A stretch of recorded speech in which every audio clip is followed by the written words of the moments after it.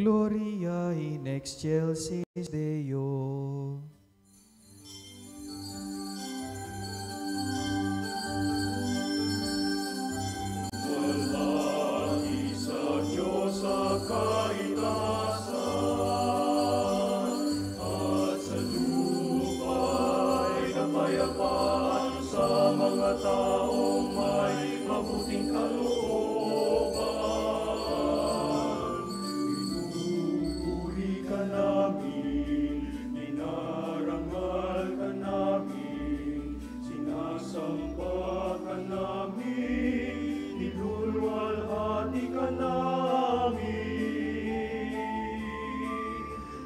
Sasalamatan ka namin dahil sa dakila mong kalwalhatian.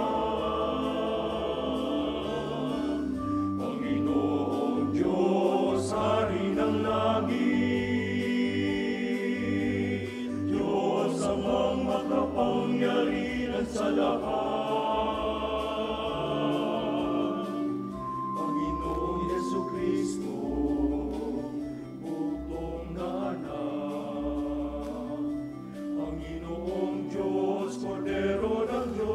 anak ng Ama, ikaw na nag-aalis ng mga kasalanan ng sanlibutan, maawa ka sa amin.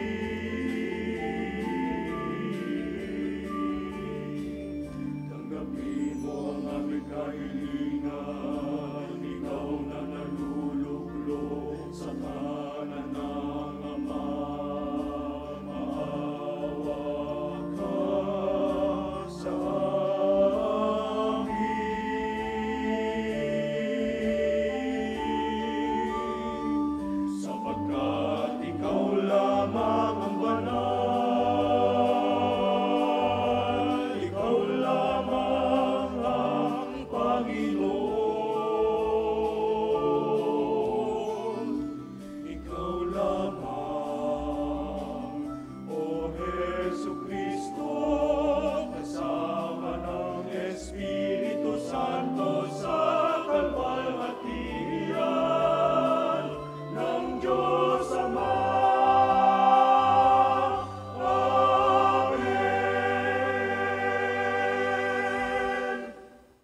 Let us pray. O God, protector of those who hope in you, without whom nothing has firm foundation, nothing is holy, bestow in abundance your mercy upon us, and grant that with you as our ruler and guide, we may use the good things that pass in such a way as to hold fast even now to those that ever endure. Through our Lord Jesus Christ, your Son, who lives and reigns with you in the unity of the Holy Spirit, God forever and ever. Amen.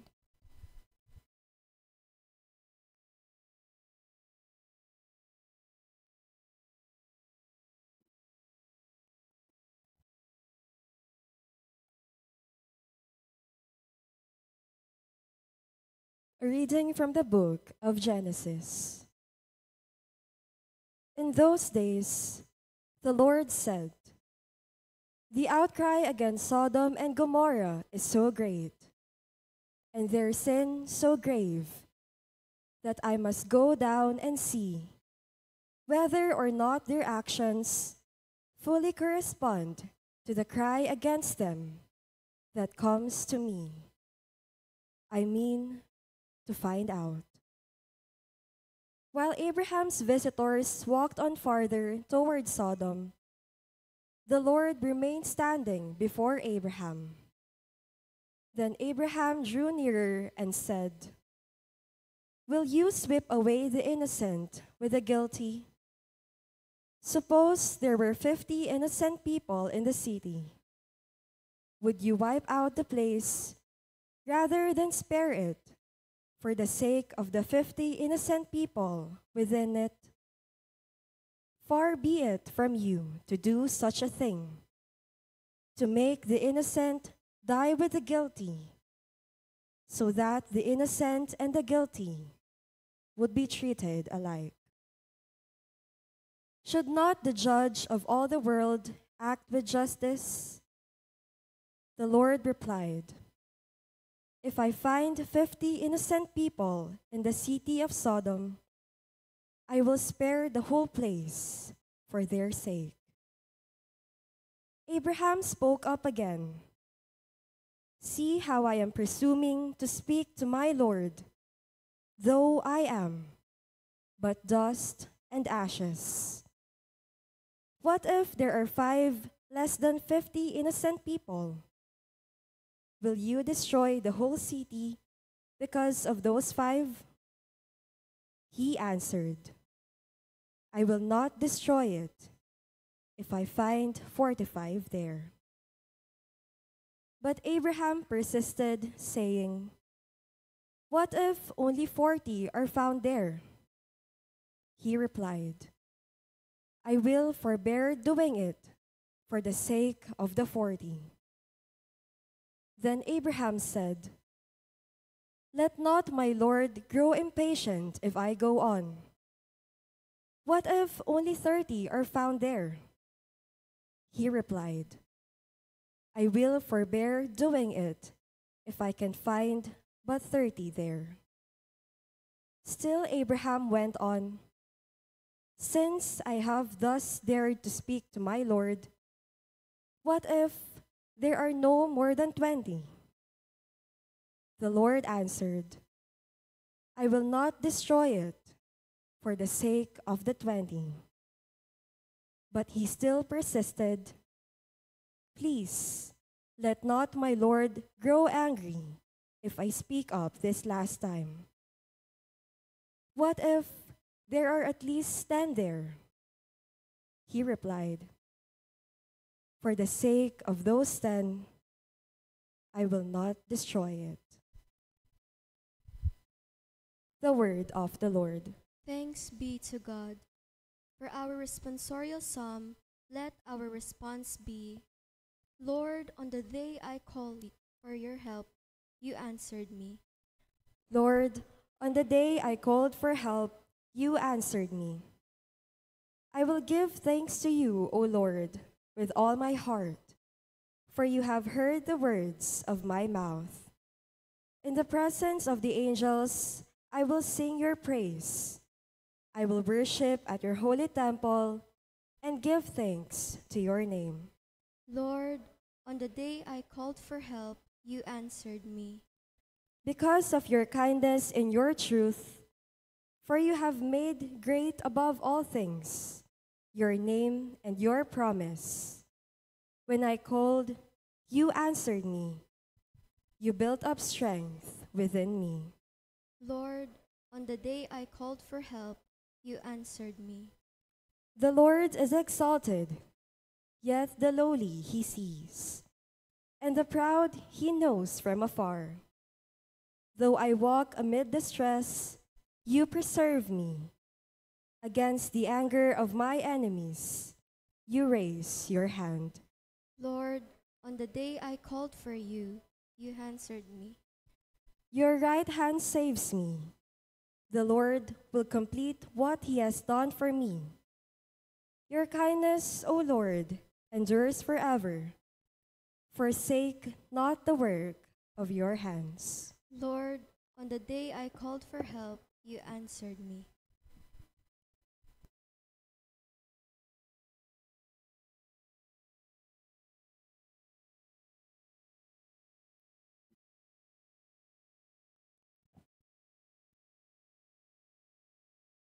A reading from the letter of St. Paul to the Colossians. Brothers and sisters, you were buried with him in baptism, in which you were also raised with him through faith in the power of God who raised him from the dead. And even when you were dead in transgressions and the uncircumcision of your flesh, he brought you to life along with him, having forgiven us all our transgressions, obliterating the bond against us with its legal claims, which was opposed to us. He also removed it from our midst, nailing it to the cross.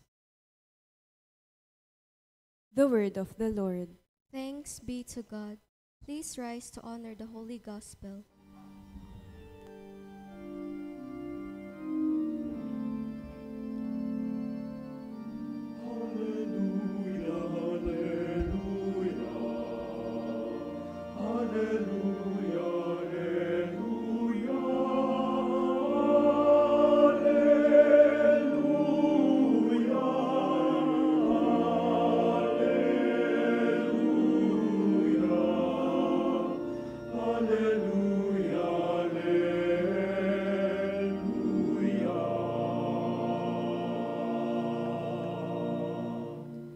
You have received a spirit of adoption through which we cry, Abba, Father.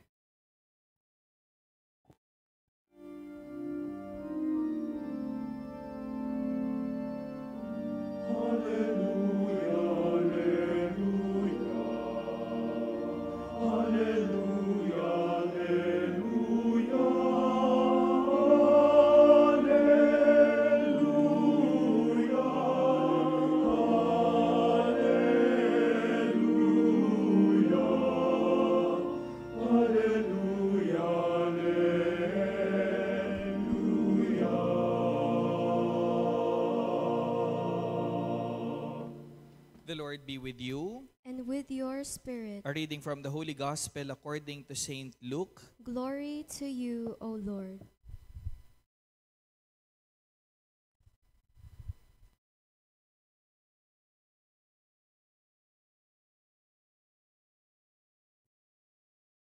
Jesus was praying in a certain place, and when he had finished, one of his disciples said to him, Lord, teach us to pray, just as John taught his disciples. He said to them, when you pray, say, Father, hallowed be your name. Your kingdom come. Give us each day our daily bread, and forgive our sins. For we ourselves forgive everyone in debt to us. And do not subject us to the final test. And he said to them, suppose one of you has a friend to whom he goes at midnight and says, Friend, lend me 3 loaves of bread, for a friend of mine has arrived at my house from a journey, and I have nothing to offer him. And he says in reply, from within, do not bother me. The door has already been locked, and my children and I are already in bed. I cannot get up to give you anything. I tell you, if he does not get up to give the visitor the loaves because of their friendship, he will get up to give him whatever he needs because of his persistence. And I tell you, ask and you will receive. Seek and you will find. Knock and the door will be open to you. For everyone who asks, receives, and the one who seeks, finds. And to the one who knocks, the door will be opened. What father among you would hand his son a snake when he asks for a fish? Or hand him a scorpion when he asks for an egg?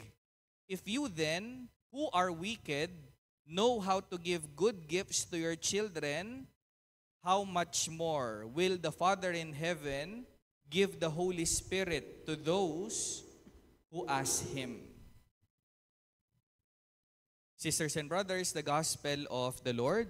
Praise to you, Lord Jesus Christ. Once again, good morning po sa inyo lahat. Let us greet one another. Good morning. Pakigreet ho natin ang good morning yung mga katabi ho natin. Good morning po. Good morning po sa ating lahat.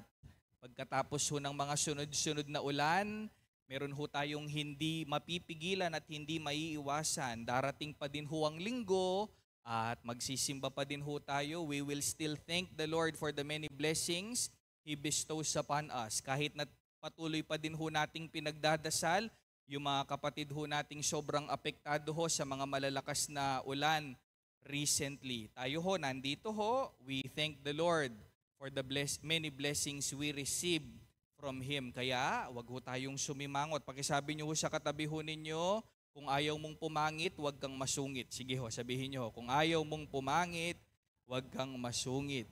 So nandito ho tayo, we smile, and we thank the Lord. Palakpakan ho natin ang ating Panginoon. Well, our gospel for today is obviously about prayer. Meron daw hong lumapit na disipulo ho ni Jesus at sinabi ho niya, Panginoon, turuan mo kaming magdasal. Siguro ho dahil napapansin ho nila na yung dasal ho ng Panginoon, hindi lang ho siya basta-basta dasal.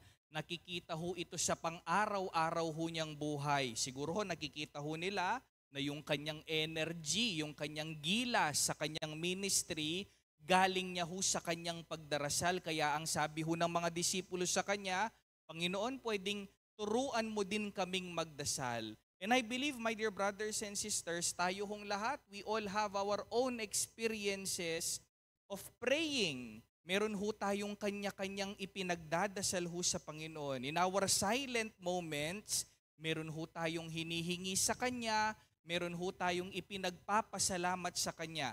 At habang tinitignan ko ho kayo, ilang edad na ho tayo? Ano ho yung mga edad ho natin? Siguro ho merong 20 ho sa inyo, 30, 40, 50, baka nga ho may 60 pa ho sa inyo. I hope by this time, sa edad ho natin, sana ho nare-realize na ho natin na ang dasal, importante ho siya sa buhay ho natin. Importante ya po. Ing pangadi, king kakatamong pamibiyebye, na hindi ho tayo makakagalaw, na hindi ho tayo mabubuhay ng meaningful dito ho sa mundong ibabaw kung wala ho tayong panahon, oras para ho magdasal. Kasi po ing pangadi, yakabuding tayid tamo, yakabuding kaya katang koneksyon, king apong Gino na maging sangkan, nung bakit milalabas taking biye. Kung bakit nakakayanan ho natin ang bawat bagyo sa buhay ho natin.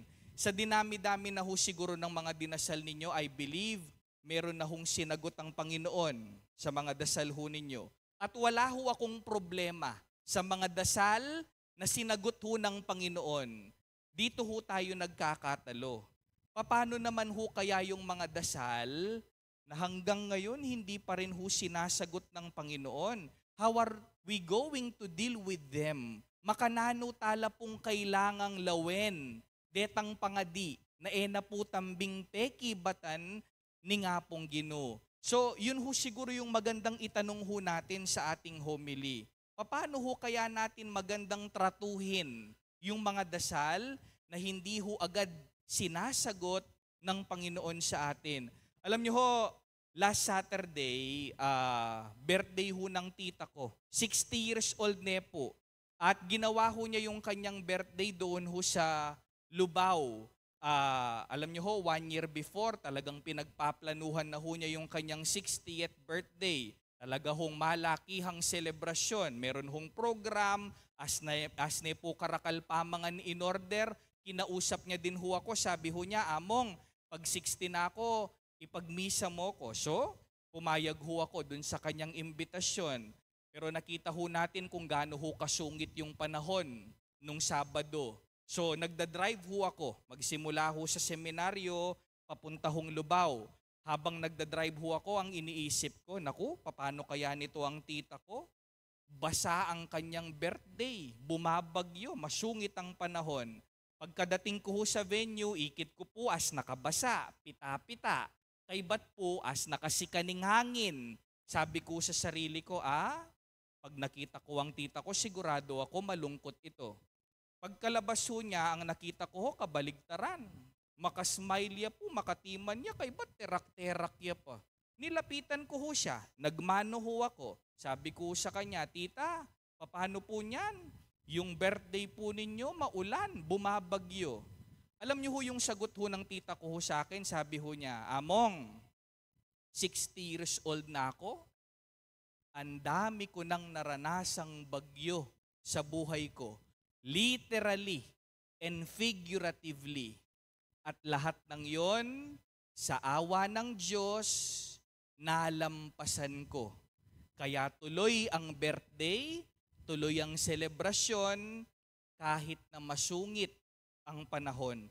Alam nyo ho, habang pinapakinggan ko ho yung tita ko, na-realize ko ho, tayo ho, meron ho tayong kapasidad na maging maganda ho yung pananaw ho natin sa buhay. Hindi ho ba? Ako ho, para ho sa akin, ang mga tunay na nagtatagumpay sa buhay. Sila ho yung maganda ang pananaw sa buhay. Sila ho yung naniniwala na storms exist. Meron hong mga bagyong dumarating sa buhay ho natin. Hindi ho araw-araw masaya, hindi ho araw-araw Pasko, hindi araw-araw birthday. Meron hong mga pagkakataong kailangan ho nating dumaan ng pagsubok, dumaan ho ng paghihirap. Pero sila din ho yung parehong taong naniniwala na sa gitna ho ng mga pagsubok ho sa buhay, hindi ho tayo pababayaan ng Panginoon. Pakitapik mo yung kasiping mo, sabihan mo kaya, nakapaboren ning Ginoo. Sige po, sabihin niyo po kaya, nakapaboren ning Ginoo. Hindi ka pababayaan ng Panginoon. So balik ho tayo sa tanong. How are we going to deal with unanswered prayers? How are we going to deal with our unanswered prayers? Sana ho, tratuhin ho natin sila ng may magandang pananaw sa buhay ho natin. Alam niyo ho, my dear brothers and sisters, meron hong dalawang criteria para masabi ho nating maganda ho yung pananaw ho natin sa ating panalangin. Number 1 ho, kapag meron ho tayong dinadasal, tapos hindi ho agad sinasagot ng Panginoon yung dasal ho natin, alam na alam mong maganda ang pananaw mo sa dasal mo kapag hindi ka tumitigil magdasal. Kapag hindi ka nakapokus dun sa dasal na hindi sinasagot, kundi tinitignan mo yung mga dasal na binigay sa'yo o kaya yung mga biyayang binigay sa'yo kahit hindi mo sila ipinagdasal. Alam niyo ho, my dear brothers and sisters, sometimes kapag nagdadasal ho tayo sa Panginoon, eksakto. Akala ho natin, ibibigay ho ng Panginoon sa atin, eksakto din ho. Hindi ho natin namamalayan, hindi niya nga ho binibigay ng eksakto dun sa pinagdasal ho natin sa Kanya, pero meron naman ho siyang binibigay na ibang biyaya. Hindi ho ba? Ang sabi ho ng ating ebanghelyo, ask and you will receive. Period. Hindi niya ho sinabing, ask and you will receive exactly what you have asked for. Ang sinabi ho niya, ask and you will receive. Ibig sabihin ho, kapag nagdasal ka, sigurado kang hindi mababasyo. Ka mabasyo, kingapong Ginoo. Di na ka, ketang pakiramdam na at ketang kapanwala na mas makakayap para keka. Meron nga ho akong narinig na kwento ho ng isang pare. Sabi ho niya, minsan kanu ating metong anak, kukulitanay mana, Mami, bili mo ko ng Barbie doll. Sabi daw ho ng mami niya, Ali, no. Nang ulit-ulit ho siya, Mami, sali mo kong Barbie doll. Sabi daw ho ng nanay, hindi kita bibili. Tapos kumulit pa ho lalo yung kanyang anak. Sabi ho niya, Mami, kapag hindi mo ko binigay ng Barbie doll, magwawala ako dito. Sumagot daw ho yung mami, Bruno, sinabi ko ng hindi. Sabi ho ng mami, Bruno, sinabi ko ng hindi. Bruno ang pangalan mo, gusto mo, Barbie doll.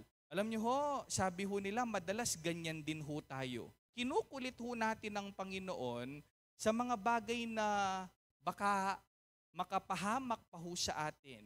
Karing bagay na baka makakarok pa po kaya katamo. Akala ho natin, ito ho yung gusto ho natin. Pero pag minsan, kaya hindi ho agad sinasagot ho ng Panginoon, uling manwalaya, makakayap para kaya kayan. Tingin ho tayo sa mga dasal na sinasagot naman ho niya. O kaya sa mga biyaya na tinatanggap ho natin, kahit hindi naman ho natin dinasal. Halimbawa po, dingaliwa kaya katamo, mga dilas siguro. Lord, sana po kapalyin ka na akong pitaka.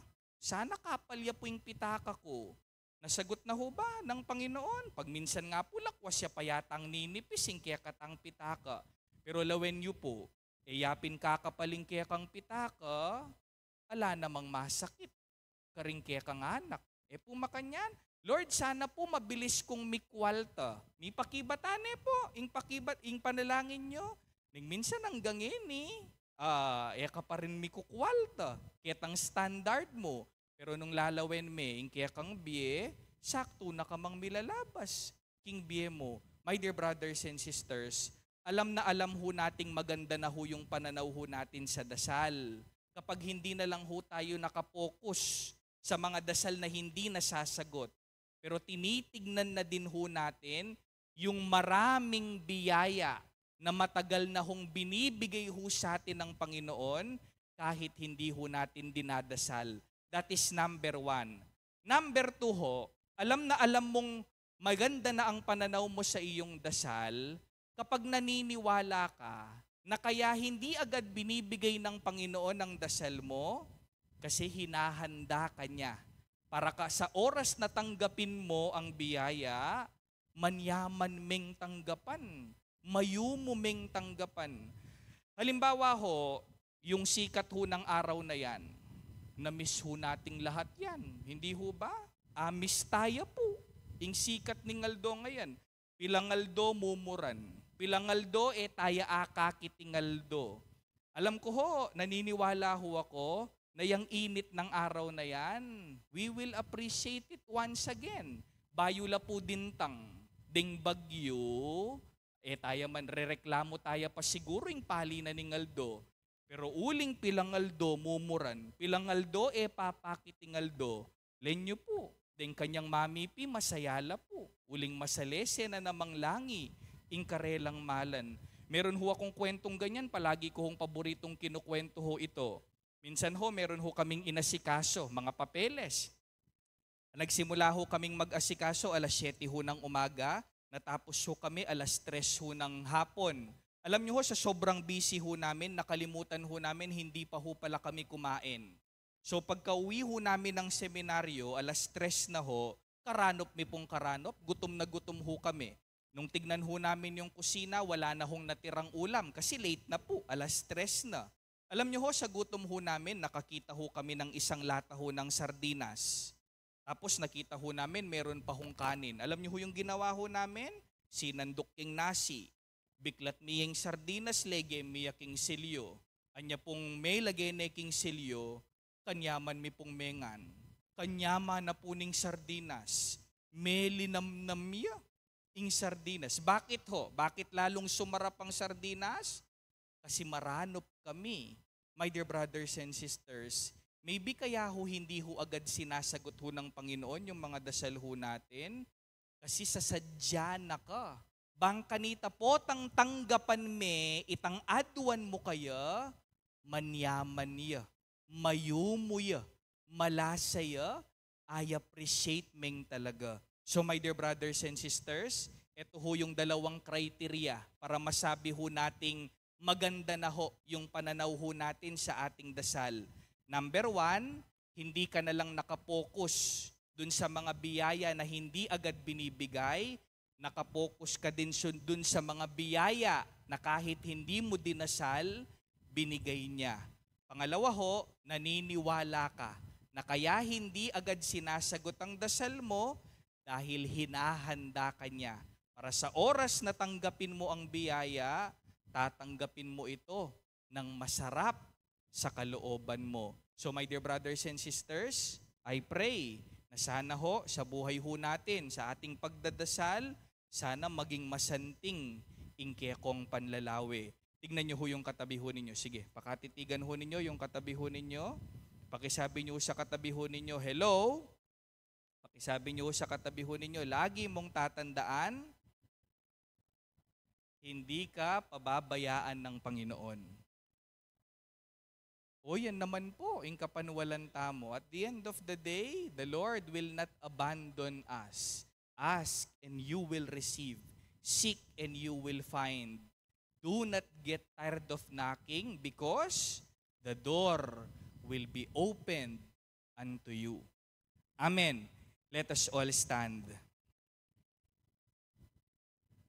Altogether, we profess our faith. I believe in God, The Father Almighty, maker of heaven and earth, of all things visible and invisible.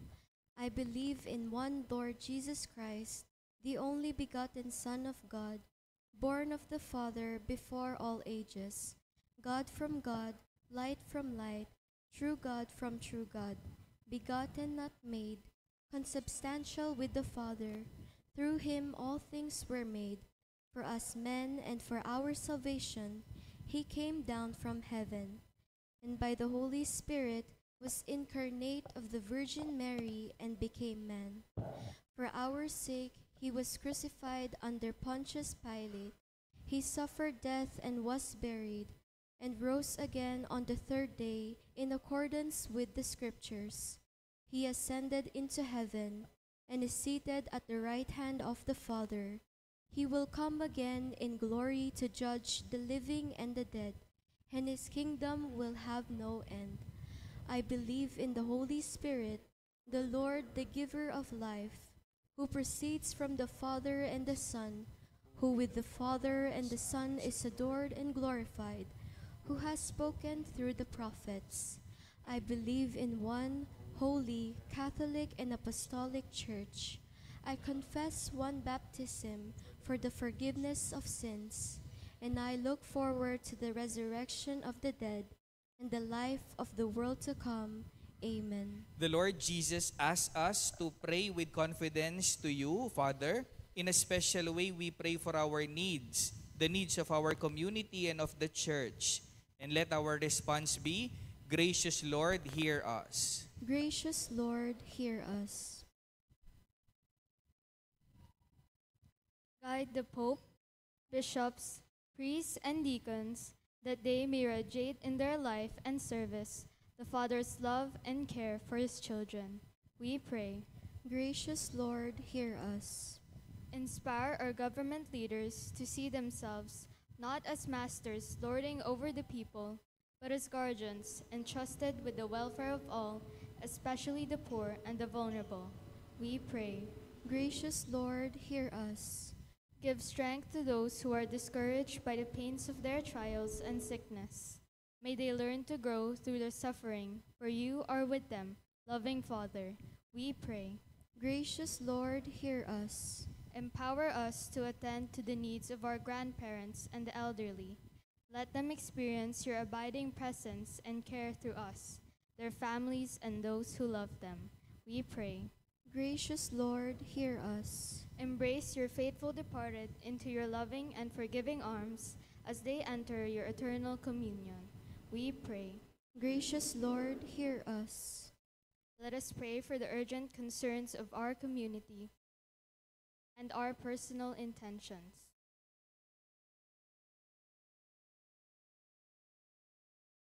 We pray. Gracious Lord, hear us.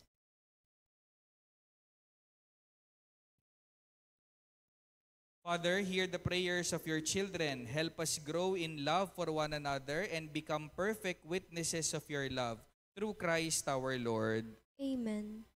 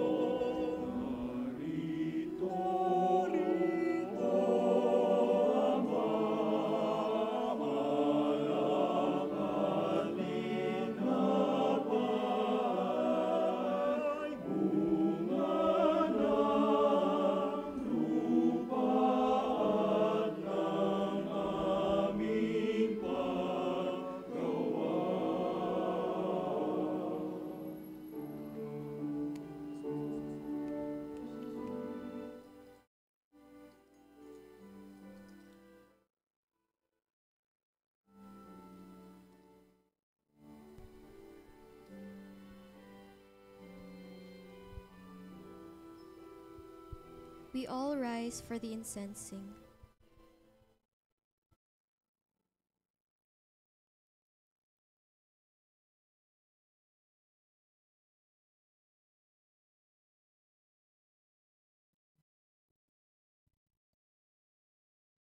Pray, sisters and brothers, that my sacrifice and yours may be acceptable to God, the Almighty Father.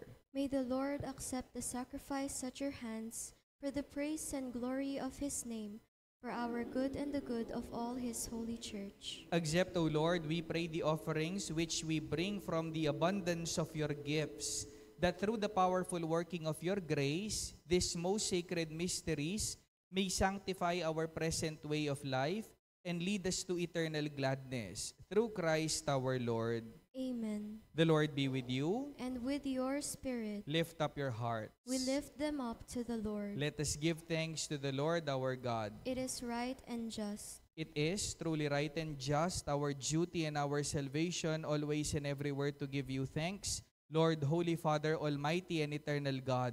For in you we live and move and have our being. And while in this body, we not only experience the daily effects of your care, but even now possess the pledge of life eternal. For, having received the first fruits of the Spirit, through whom you raised up Jesus from the dead, we hope for an everlasting share in the Paschal mystery. And so with all the angels we praise you, as in joyful celebration we acclaim. Santo, Santo, Santo, Panginoong Diyos makapangyarihan, napupuno ang langit at lupa ng kalwalhatian mo. Hosana sa kaitaasan, pinagpala na paririto sa ngalan ng Panginoon. Hosana sa kaitaasan.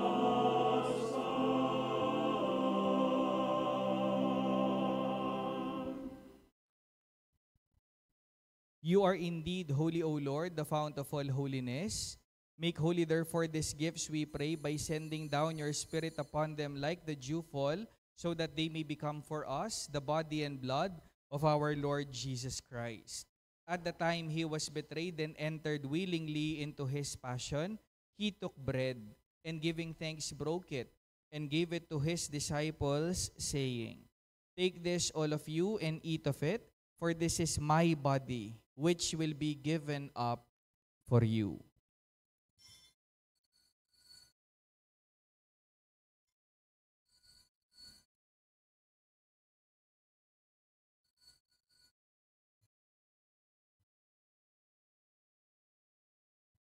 In a similar way, when supper was ended, he took the chalice, and once more giving thanks, he gave it to his disciples, saying, Take this, all of you, and drink from it, for this is the chalice of my blood, the blood of the new and eternal covenant, which will be poured out for you and for all, for the forgiveness of sins. Do this in memory of me.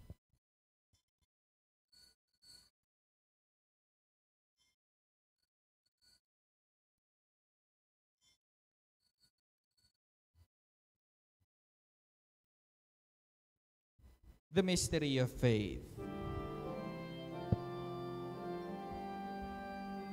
Si Kristo ay namatay, si Kristo ay nabuhay, si Kristo ay babalik sa wakas ng panahon.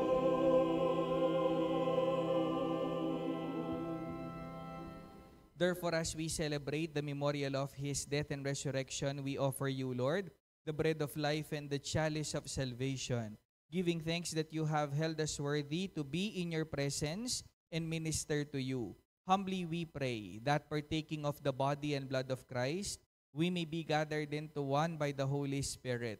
Remember, Lord, your church, spread throughout the world, and bring her to the fullness of charity, together with Leo, our Pope, Florentino, our Bishop, Pasiano, our Bishop Emeritus, all the bishops, the priests, the deacons, the religious, the seminarians, and this entire family, your Son gathered and saved for you. Remember also our brothers and sisters who have fallen asleep in the hope of the resurrection, and all who have died in your mercy. Welcome them into the light of your face. Have mercy on us all, we pray, that with the Blessed Virgin Mary, Mother of God, with Saint Joseph, her spouse, with the blessed apostles, and all the saints who have pleased you throughout the ages, we may merit to be co-heirs to eternal life and may praise and glorify you through your Son, Jesus Christ. Through him, with him, and in him, in the unity of the Holy Spirit, all glory and honor is yours, Almighty Father, forever and ever.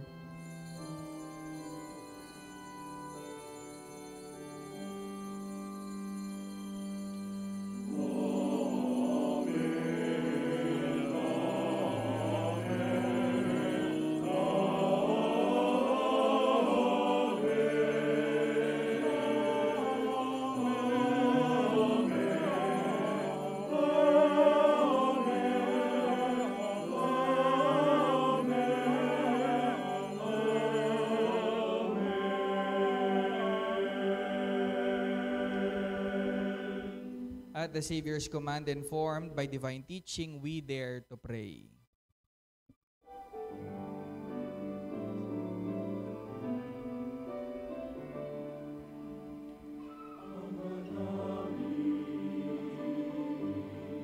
Sumasalangit ka,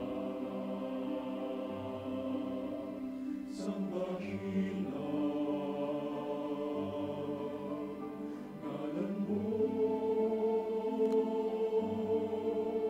mapasa amin ang kaharian mo, sundin ang loob mo, dito sa lupa, para lang sa langit. Bigyan mo kami ngayon ng aming kakanin. Sa bawat araw,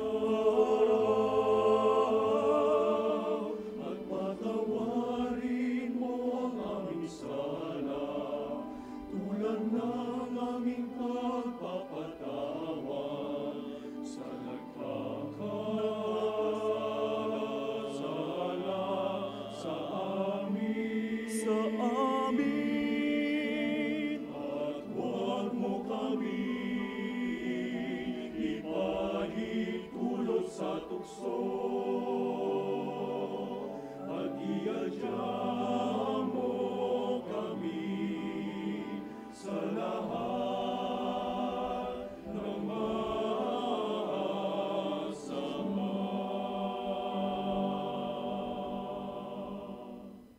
Deliver us, Lord, we pray, from every evil. Graciously grant peace in our days, that by the help of your mercy, we may be always free from sin and safe from all distress, as we await the blessed hope and the coming of our Savior, Jesus Christ. Sapagkat sa iyo nagmumulang kaharian, kapangyarihan, kalwalhatian, magpasawalang hanggan. Father, our Lord Jesus Christ said to his apostles, "Peace I leave you, my peace I give you. Look not on our sins, but on the faith of your church, and graciously grant her peace and unity in accordance with your will, who live and reign forever and ever." Amen. The peace of the Lord be with you always. And with your spirit. Let us offer each other the sign of peace. Peace be with you po.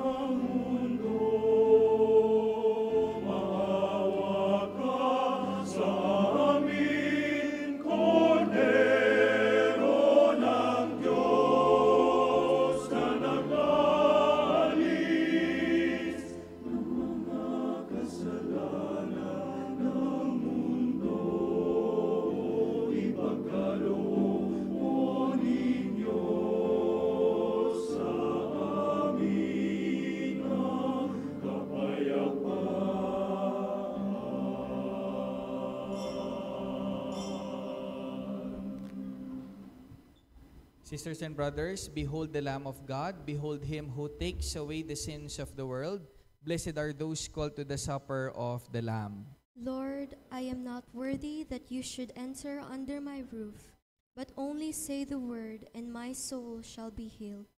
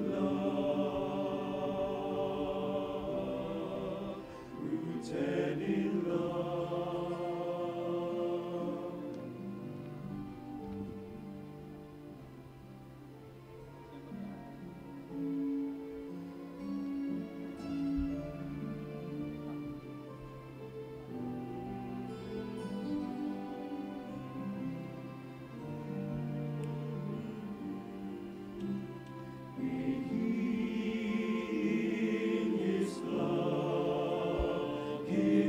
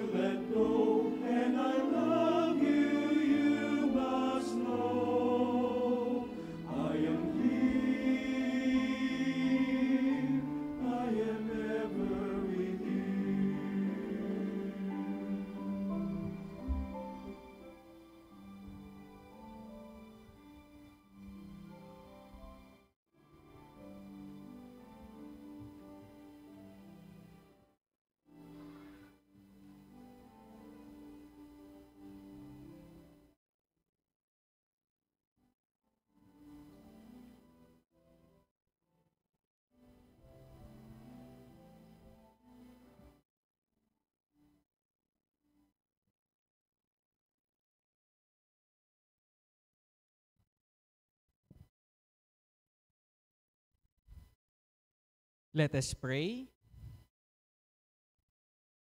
We have consumed, O Lord, this divine sacrament, the perpetual memorial of the passion of your Son. Grant, we pray, that this gift, which He Himself gave us with love beyond all telling, may profit us for salvation through Christ our Lord. Amen. Please be seated for some announcements. Most of us, if not all, have sadly experienced the ill effects of the recent and ongoing weather conditions brought about by a number of typhoons, tropical cyclones, and monsoons flooding in most parts of the country. Here in Pampanga alone, 279 barangays in 20 municipalities are under flood waters.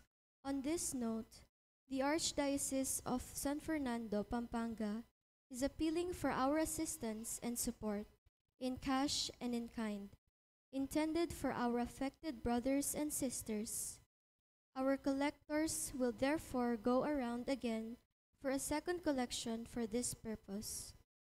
Those who would like to donate in kind may directly send their donations to Social Action Center of Pampanga or SACOP. Maraming salamat po. May the good Lord bless you for your generosity.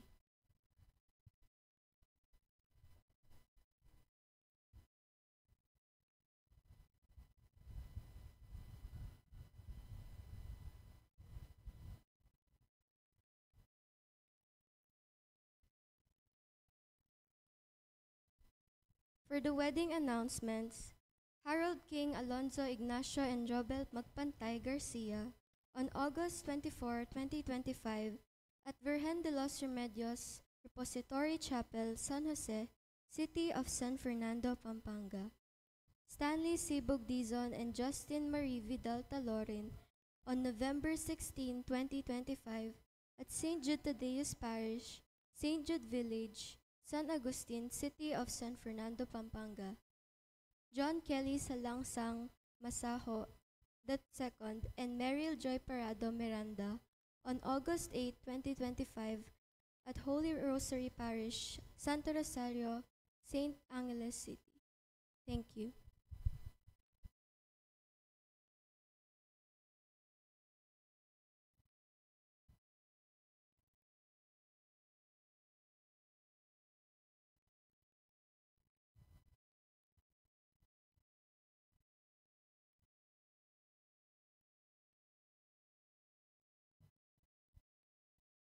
Let us all stand. The Lord be with you. And with your spirit. Bow your heads and pray for God's blessing. Bestow increase of heavenly grace on this your faithful, O Lord. May they praise you with their lips, with their souls, with their lives. And since it is by your gift that we exist, may our whole lives be yours. Through Christ our Lord. Amen. And may Almighty God bless you and your family in the name of the Father and of the Son and of the Holy Spirit. Amen. Go in peace, glorifying the Lord by your life. Thanks be to God.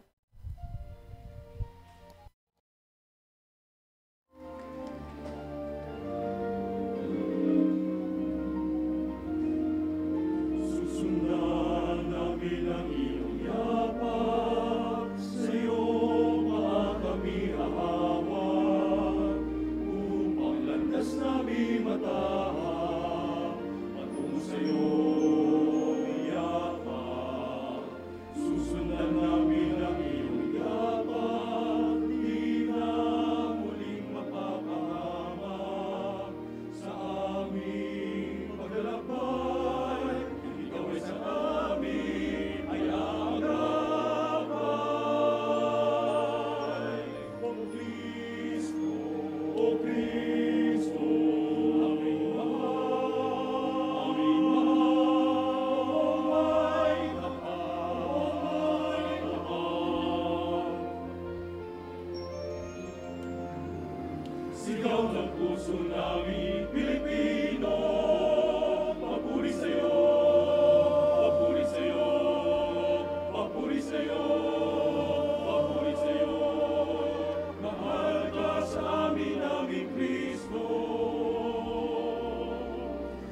halika